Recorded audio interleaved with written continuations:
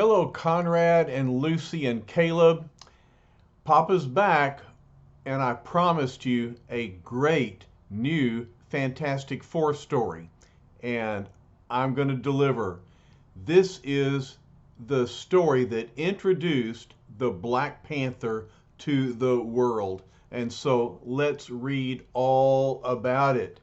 Here it is. Introducing the sensational Black Panther, and certainly he is that. Here he is about to leap upon the Torch and the Invisible Girl, Mr. Fantastic, and the Thing. How can one man fight off the entire foursome? Well, let's find out.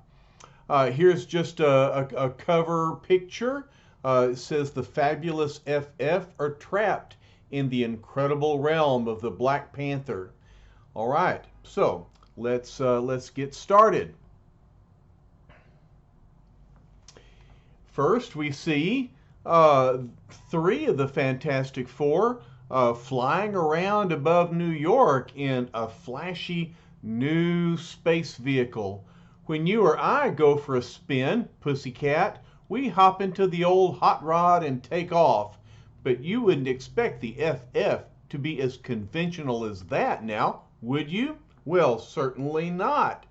And the Thing says, hey, Stretch, when did you have time to dream up a jazzy, flying fastback like this baby?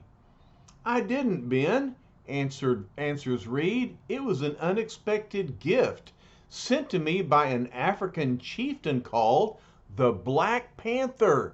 So this is the first time we hear about this mysterious new character. Ben says, never heard of him, but how does some refugee from a Tarzan movie lay his hands on this kind of gizmo? And why would he give it to you? We're going to find that out. And Sue says, if only Johnny were home from college, he'd be in seventh heaven by now. Well, he certainly would be up in the air, wouldn't he? We're going to find out more about Johnny later on. He's in Metro College now, so he's all grown up. Hey, Egghead, what happened? Did you lose control? And look, they're flipping around. Oh, Reed says, no, Ben, relax. I just wanted to see what this ship will do. Its maneuverability is amazing.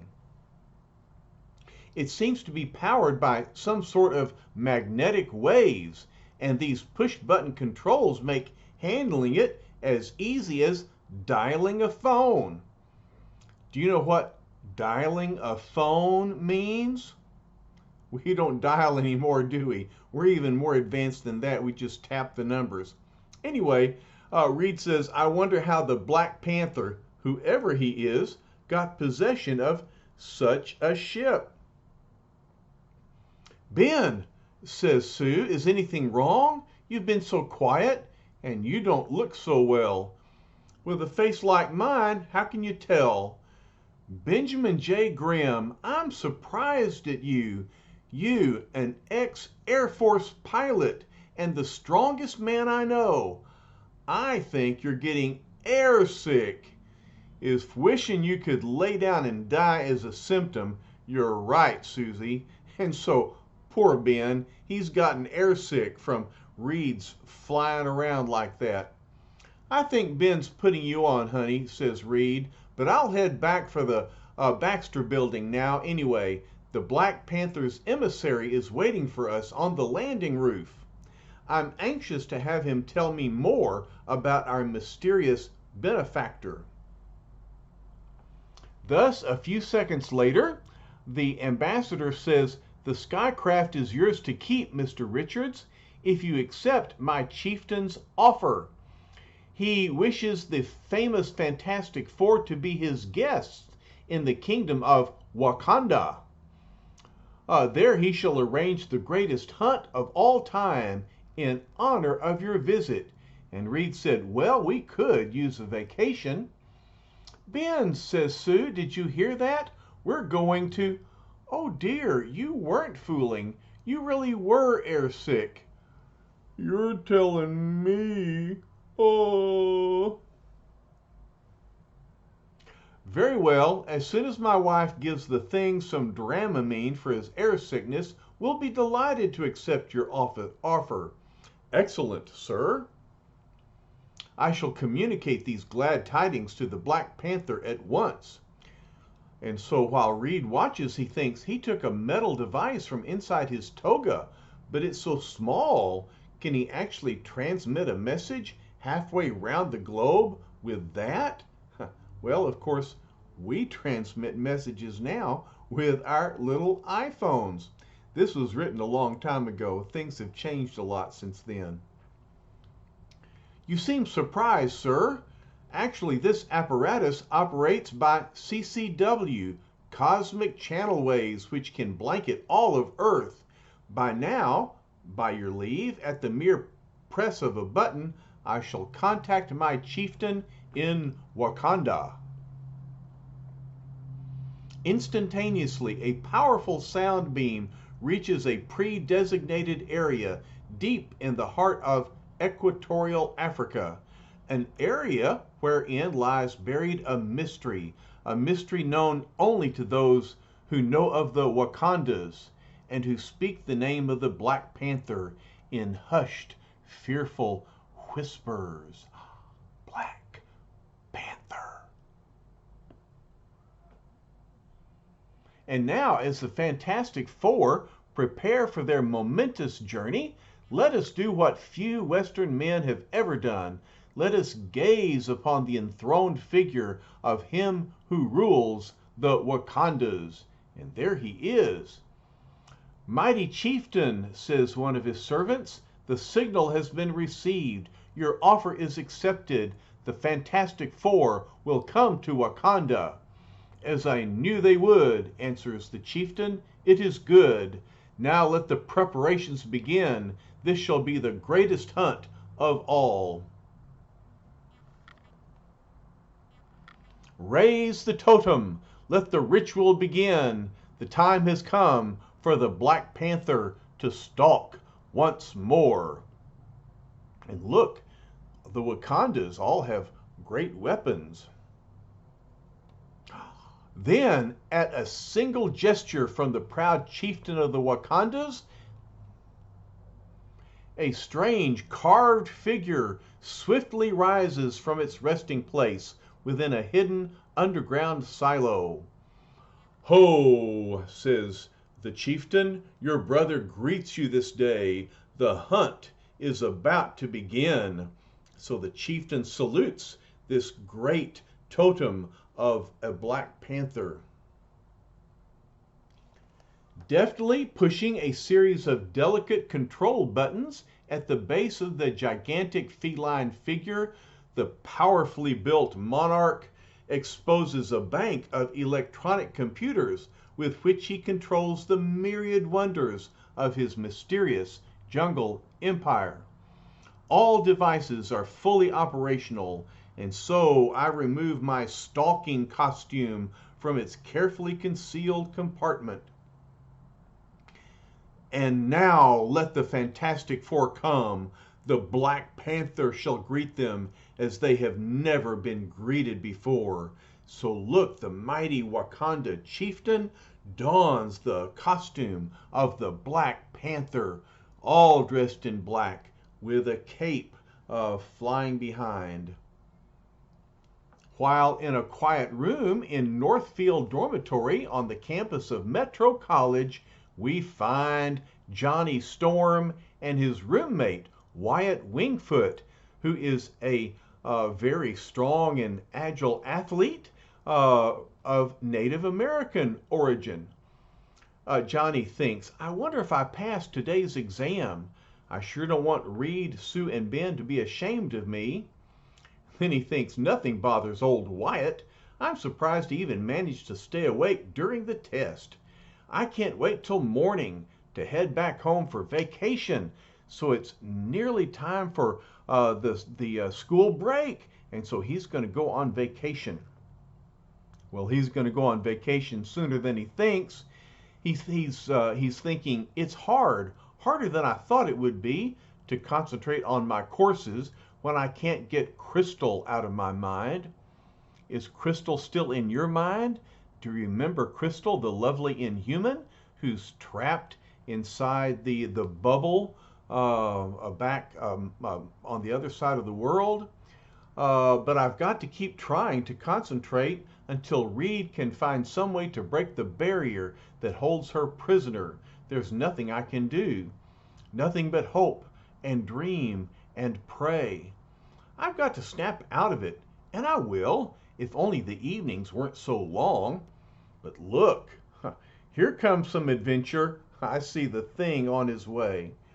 And so he grabs up Johnny's chair. Surprise!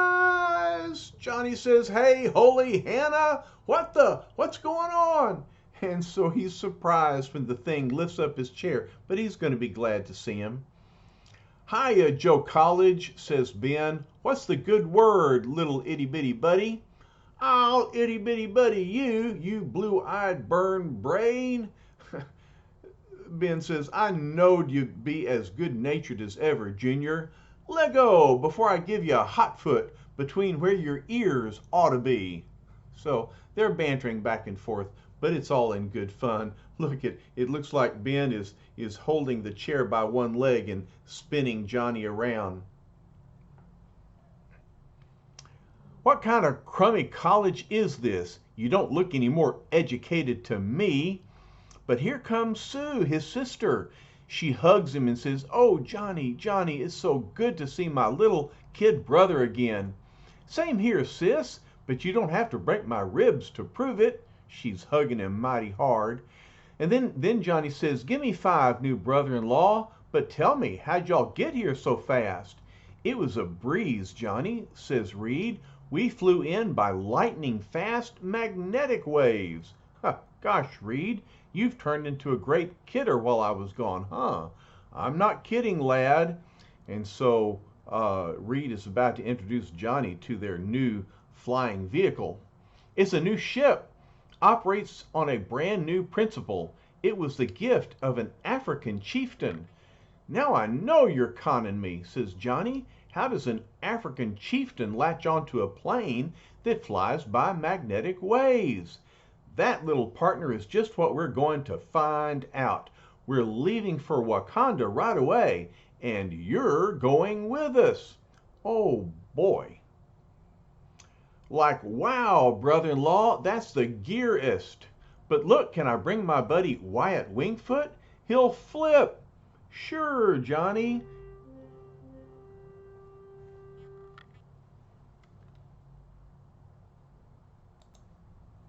So Reed says, "Any buddy of yours is a buddy of ours, Johnny boy." Then Ben says, "One thing good about him, any guy who can sleep like that ain't going to be keeping us awake by jawing all night." "Hey, kid, he's alive, ain't he?" Johnny says, "It's hard to tell, Ben. Wyatt doesn't move very fast unless he wants to, but when he does, watch out." So Johnny is one of those, Wyatt is one of those guys who can sleep through anything. That's a gift. Now, lest you think we've forgotten about them, let us briefly turn our attention to a remote mountain fastness at the other side of the world, where a group of strange Inhumans are imprisoned behind an unbreakable barrier. Here within this glistening dome in the great refuge, they have been helplessly confined as the days roll endlessly by. Let's check in with the Inhumans. Though their plight seems truly hopeless, they refuse to despair. Gorgon says, "You waste your time, Karnak. Even your power cannot shatter a negative zone." "It could, Gorgon," replies Karnak, "if I could find the one weak spot. Perhaps I need more practice." Medusa says, "But you've been shattering those diamond blocks for months." "I must keep my hand in. We must never stop trying." And so look, this gigantic block is a diamond. That's a lot of diamond, and certainly very hard. "Everything has its weak spot. Everything, even this seemingly indestructible diamond block." Medusa says, "But a negative zone is different. It can repel any positive matter. No, says Karnak, I'll find a way. Nothing can resist the power of Karnak. Nothing. Clack. And so with his mighty hand and a well-aimed karate chop, he splits the diamond block in two. Amazing. If I can shatter the hardest substance known to Earth, why can't I free us from the prison of the accursed negative zone? Why? Why? Why? Oh, Karnak, says Crystal, if only you could. If only we could one day rejoin the human race. If I could see Johnny Storm once more, feel his arms around me again, just once more. And so we see that Crystal hasn't forgotten Johnny either.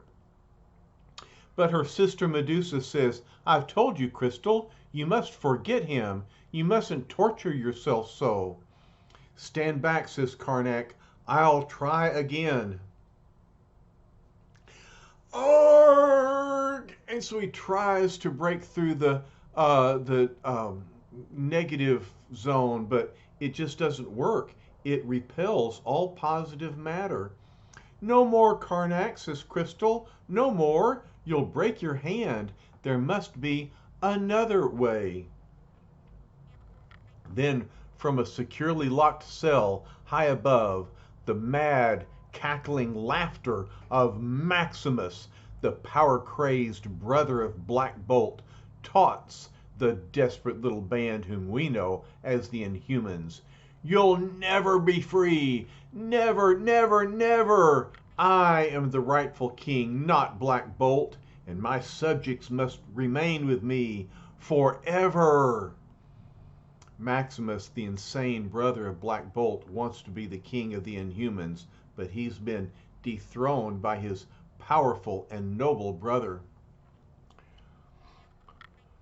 Gorgon says, what monumental irony. Only Maximus knows the secret of escaping from the negative zone. Thus the key will be eternally locked in a madman's brain. Ah, Black Bolt, it is you who are the mightiest among us, and even you stand helpless.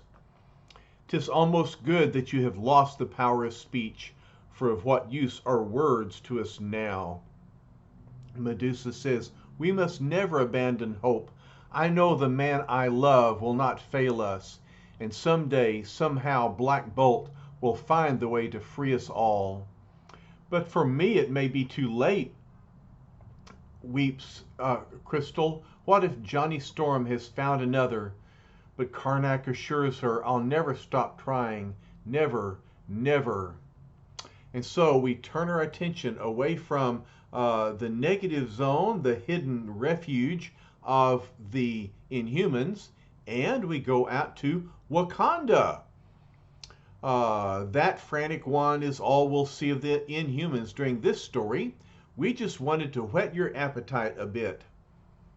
Besides, it's time to visit Wakanda, so come on. The safari is just leaving. All right, so two of the Black Panther's servants says, a ship approaches, all goes as planned. As the chieftain has promised, this will be his greatest hunt. The jungle looks so primitive, so undeveloped. Are you sure we have reached Wakanda territory? We are virtually at our destination, Mr. Richards, says the Wakanda ambassador. And you would do well to remember, in this land, things are not always as they seem. And Sue says, it's so hard to believe that a ship such as this one could have come from a land with no sign of technology, no sign of industrial development. The ambassador says, before your visit is ended, Mrs. Richards, you will find many more surprising facets of our little kingdom. And Reed thinks to himself, I don't like it. There's something ominous in the air, and yet I don't want to alarm Sue. It's too late to turn back now. I'll just have to remain on guard. Johnny looks back at Wyatt. Good old Wyatt. I guess he's just not much for sightseeing. Ben says if they had a Kentucky Derby for sleepers, I'd put my whole wad on him. I'll bet he could have snored his way through the Battle of the Bulge. Suddenly there's a break in the dense foliage below, and with unerring precision, the grim-lipped native pilot guides his silent ship into a world of sheer wonderment.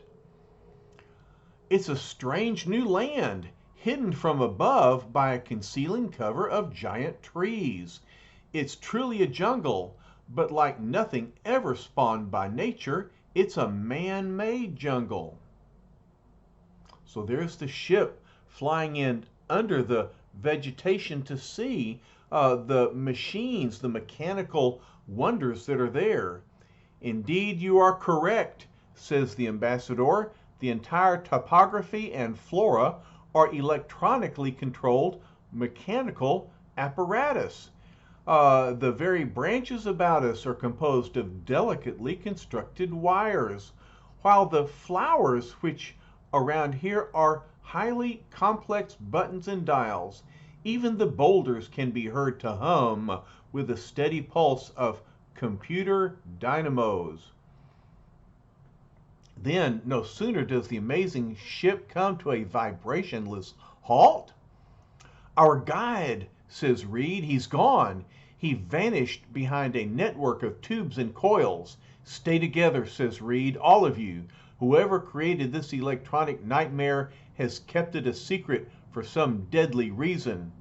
Ben says, phooey, it'll take more than a mess of chrome-plated nuts and bolts to scare me. Hey, look, it's Laughing Boy. That's where he disappeared to. He's making a getaway down that blamed elevator. Lumbering fool, says the ambassador, you'll never reach me in time. And look, he's disappearing down into a hole. Where is he going? What is the purpose of this trap? I won't, huh? Okay, so you managed to get down your rat hole. I'll rip the blame platform right out of the ground and then... Ah! Ben, look what's happened. He's grabbed the metal, but he's receiving a great electric magnetic, I don't know what. It's a shock. Ah! It was a trap, some kind of electric shock, waiting for whoever touched that metal. But what did it do to me? I'm as weak as a blamed Yancey Streeter. And he leans on Johnny. Easy, big fella, lean on me, Ben. I'll help you. You waste your time, Johnny Storm. Nothing can help any of you now. Those electric volts have caused a chain reaction in his blood cells, which will weaken him for 5 minutes. And that is all the time the Black Panther shall need. And here he comes, leaping from above. The Black Panther springs his trap.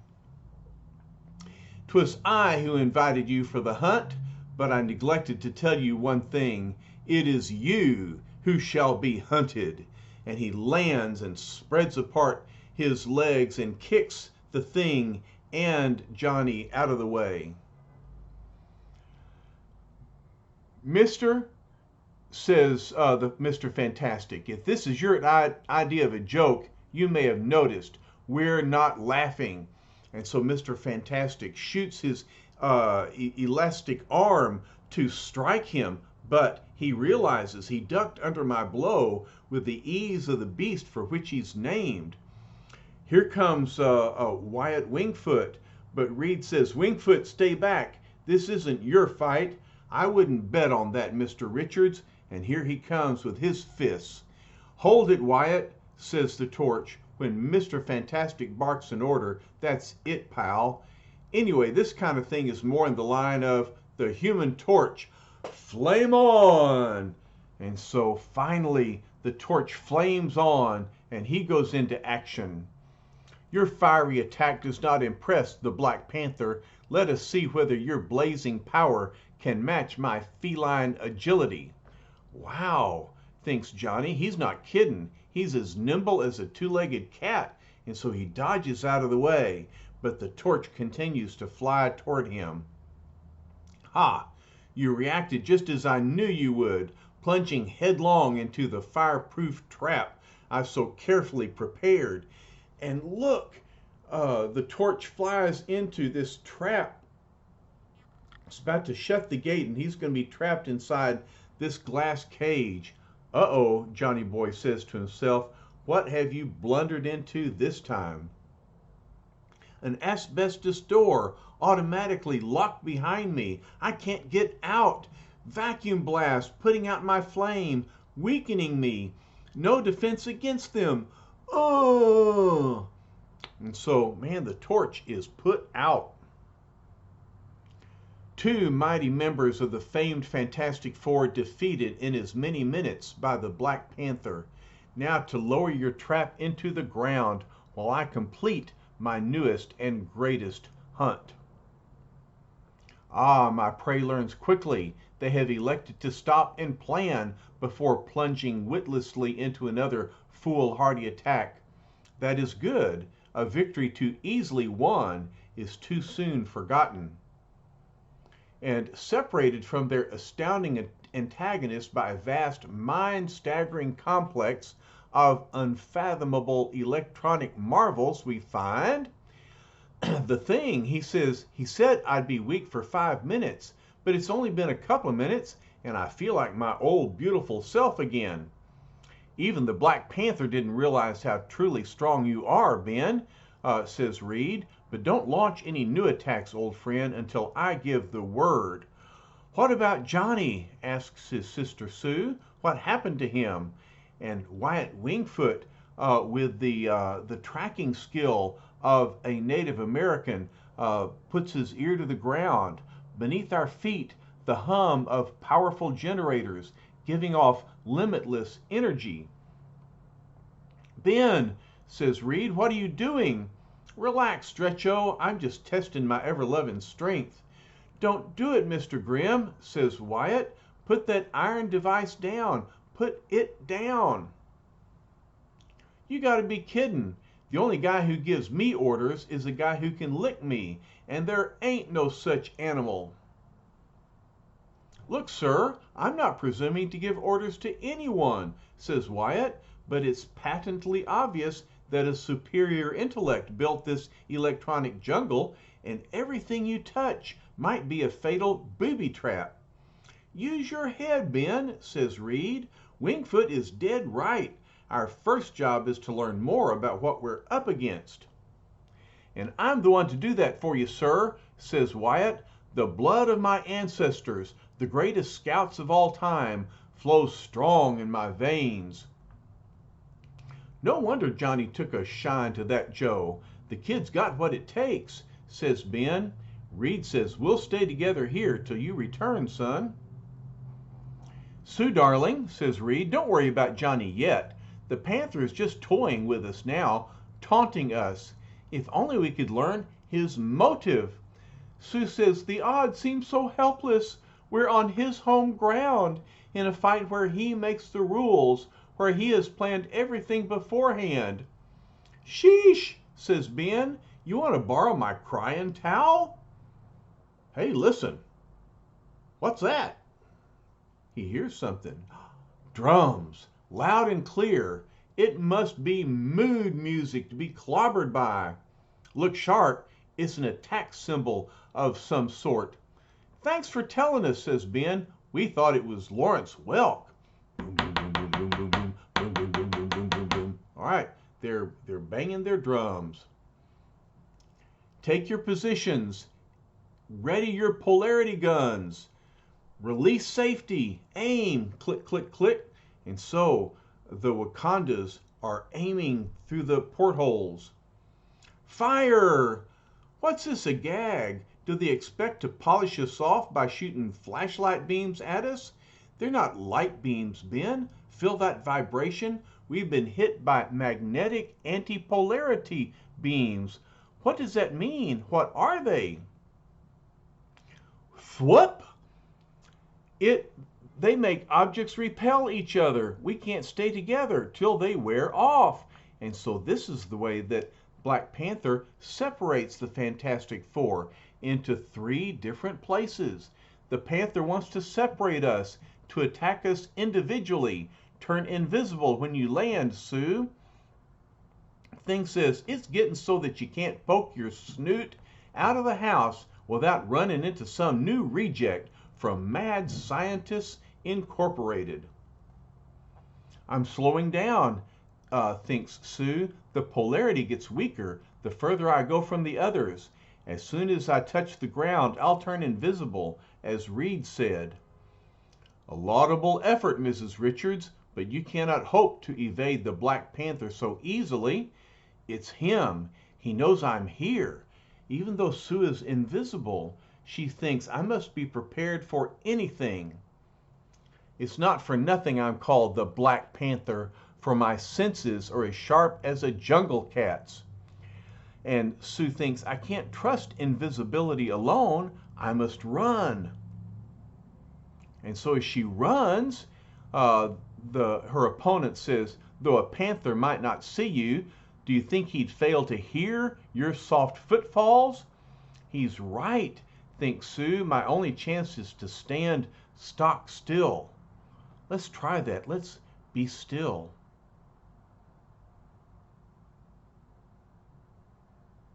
How long can you be completely and quietly still?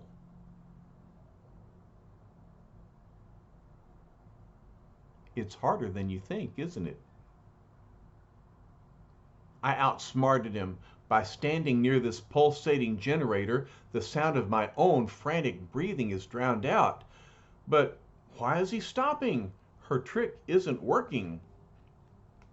I applaud your cleverness, Mrs. Richards, but you overlooked one thing.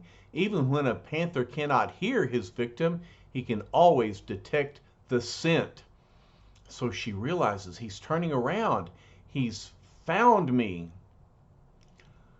Ah, you have obligingly turned visible. That means you're about to resort to your defensive force field, which can only be employed when you lose your invisibility. You see, I have made an exhaustive study of the strange powers of your famous team, a study which has served me in good stead.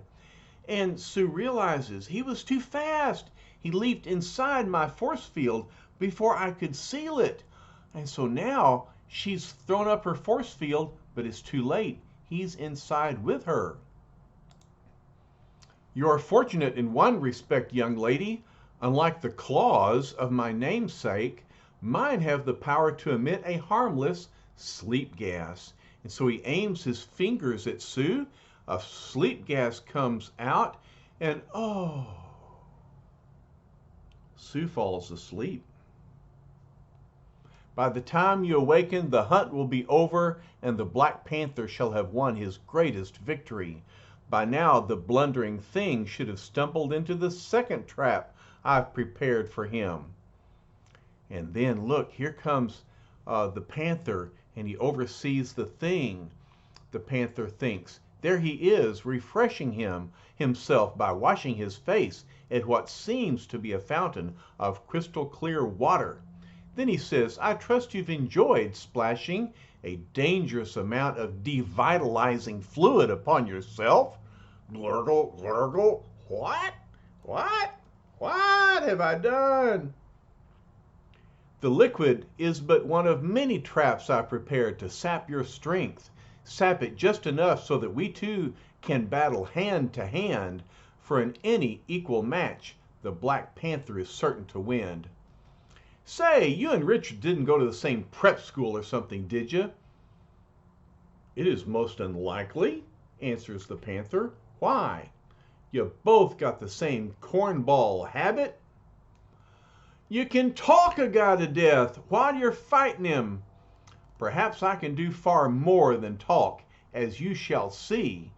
And so the thing lunges at the panther, but the panther parries his blow. Among other things, I have long been the boxing champion of this entire continent. Whack! And he lays a punch on the thing. Well, goody for you, Well, the thing normally wouldn't have been fazed by a blow from an ordinary, even though very skilled, opponent. Just stay there, wise guy, till I get to my feet. That's all I ask. I shall be happy to oblige you. For after all, until you stand, I'll be denied the exquisite pleasure of flooring you again. But look, the thing can hardly stand up. He thinks I gotta steady myself. I can't fall apart just 'cause he weakened me with that phony water. Then suddenly, with ferocious speed, totally belying his mammoth bulk, the thing strikes back. Pow! Maybe this'll shut your trap for a while. Nuts. If not for drinking that blasted water, I'd have demolished him with that whap. But I'll beat him anyhow. Your courage is truly a match for your fame, says the panther, but your skill, alas, cannot nearly compare with mine. Yeah, we'll see about that. Bam! And the panther realizes he's charging into me like a maddened rhino. I've got to sidestep, and then look out. If you upset that high voltage refrigeration unit, it'll freeze you alive within seconds. Oh, says Thing, now you tell me. Too late. You are indeed fortunate, Thing. Your own massive strength is beginning to return at the exact moment of impact. Thus you will survive the deep freeze, though it'll take you a while to thaw out. So look, he's being enveloped by some kind of force. And now for your leader, the one whom I consider the most dangerous foe of all. But even the fabulous Mr. Fantastic will be no match for me. Meanwhile, what of Wyatt Wingfoot? We thought you'd never ask. He's up top, and he's grabbing one of the Wakanda soldiers from behind. So the edge of the real jungle at last. But what's this? A hidden observation post. The Wakandas have been secretly monitoring the FF. And this soldier says, our chieftain must defeat only one more to achieve his goal of total victory. The Black Panther shall not fail. But then with the stealthy silence of his proud, red-skinned forebears, the Indian youth strikes. Bam! If I can cripple the Black Panther's communications, it may help the FF. Lucky for me, they weren't expecting an attack. Now if they'll just stay out long enough. There! And he takes a gun and smashes the control panel. Crack! They won't be able to spy on anyone else with these electronic scanners. And now I'd better get back to the others while I still can. I've got to find them again and lead them out of this artificial jungle into the real one. So long as they're surrounded by all of Black Panther's elaborate traps, the odds must be against them. But minutes later, as the courageous youth reaches his destination, I'm too late. They're gone. He looks around and he doesn't see them. Wait, what's this? The ground, it feels warm. Is there some sort of dynamo beneath me? Or can it be? What would be warming up the floor? Someone who can flame on, don't you think? The intensity of the heat keeps varying. There can only be one explanation. It's the torch. He's trapped beneath me, and he's trying to signal to catch my attention. No matter what, I mustn't fail him. If you can keep track of where we leave everyone during these staccato scene changes, you're better than we are, Frantic One. But anyway, here we are where the Black Panther catches up with Mr. Fantastic. Once I have bested you, Richards, the hunt will be ended. My wife, says Reed, where is she? If you've harmed her, she is safe enough for now.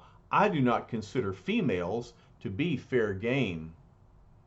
He's poised to leap. If I can lasso him first, and he swings his elastic arm around into a lasso. Panther says, I can divine your purpose, but you will find that I am not so easily outmaneuvered, And click, he pushes another one of those buttons. Something electronic is about to happen. He plunged the area into total darkness. I can't see. But the panther says, remember, the panther is one of the most deadly of cats. And unlike a mere human, the cat is never sightless in the dark. And so the panther can see even though Reed cannot. So he swings, and punches Mr. Fantastic. Mr. Fantastic, leader of the Fantastic Four, helpless before the power of the Black Panther, my hour of triumph at last. But although unable to see his taunting foe, the valiant Reed Richards continues to struggle, to fight back, to lash out in desperate, raging fury. You haven't won yet, Panther, not while I have one breath of life left. And the Panther realizes, I have to dodge his arms for another few seconds. And Mr. Fantastic flails around his elastic arms. Here I am, Richards. Here I am. If you want me, just reach out. I'm waiting for you. Well, Mr. Fantastic realizes he's deliberately goading me, trying to trick me in some way, but I must keep groping for him. I must get him somehow. And then Mr. Fantastic says, I don't know your motive for any of this, but you'll learn, as so many have learned before you, that nobody attacks the Fantastic Four, not without paying for that privilege and paying in full. Click! He switched on the lights. I can see again. I knew your groping hands would eventually find their way into my specially prepared titanium cuffs. Tlack, tlack. And so the tableau ends. The hunt is over. And these titanium cuffs have gripped Mr. Fantastic's arms so tightly that he can't stretch out of them. The Black Panther is won, he said. Not yet, you haven't, masked man. Who said that? Who indeed? Who do you think it is? Why not just take a wild guess? Well, I think when I see flames shooting out, I figure out it's the Human Torch. You're free again. But how? You mean there's something you don't know? Let me burn those nutty cuffs off you, brother-in-law. And then the thing says, now that my swinging strength is back, I just want one good poke at him. I'll keep him busy with a bobbing force field, darling. And so she shoots her force field underneath him and he can't regain his balance. You've all been liberated from my traps, says Panther. It cannot be. We should have warned you, Panther, says Mr. Fantastic. The FF doesn't make a habit of losing. You can release your force field now, Sue. He's lost the element of surprise, and without that, he's no match for us. Come on, says the thing. Take a swing at me. You want me to get frustrated? Surrender, Panther, says the invisible girl. It's the only choice left to you. How, says the Panther. How did you do it? I must know. It was old Wyatt. He freed me, and I freed the others. And Wyatt says, you took every precaution against the greatest superpowered team in the world, but you overlooked one factor. Sometimes a man with no superpowers can tip the scales for or against you. And so Wyatt Wingfoot is the one who made the difference. He doesn't have any superpowers, but he is a strong, agile, clever young man, and so he managed to help the Fantastic Four to defeat the Black Panther. Torch says, order your men back, Panther. I don't want to hurt any of them, but he's created a fiery barrier so they can't get in. Then, minutes later, after the mighty, masked jungle mystery man has accepted the startling turn of events, what happens to him now? Asks Wyatt. Torch said he promised not to launch any new attacks against us. We can all stand back now, says Mr. Fantastic. A man such as the Black Panther does not give his word lightly, nor does he dishonor it once given. Well, I wonder how he knows that about him. But, says Reed, I think you might remove your mask now and tell us what this is all about. I shall do as you say. My mask is not for concealment, but rather a symbol of my panther power. Now that the hunt is over, the game is ended, I shall offer you the explanation, for you have earned it indeed. I am, as you see me, hereditary chieftain of the Wakandas, and perhaps the richest man in all the world. But it was not always so. My tale is one of tragedy and deadly revenge. And next issue, we'll hear the reason why. And so we won't know the explanation for the Black Panther's attack until next issue. But I promise we'll be back and hear all about it. In the meantime, let's take a look at the front cover. The title is The Way It Began. So we'll read the origin story of the Black Panther. But look, there's a powerful figure in the back. And that will be the new opponent who will be fighting against not only the Fantastic Four, but also the Black Panther when we come back for the next issue of the Fantastic Four. All right, now you have read the very first story with the Black Panther, and I hope you enjoyed it. I sure did.